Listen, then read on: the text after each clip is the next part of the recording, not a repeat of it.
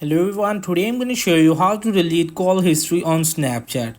So simply that just we open the Snapchat application on my device and we will move in the top left corner option is the emoji of your profile.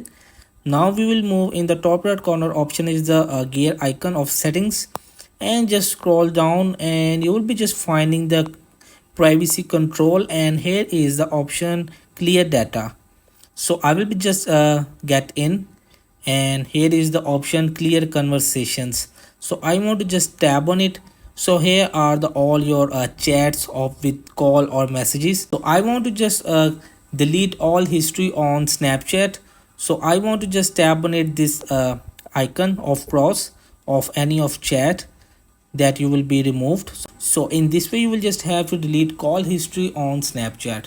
So hope this video helped you. Please don't forget to like and subscribe and get notified for more videos.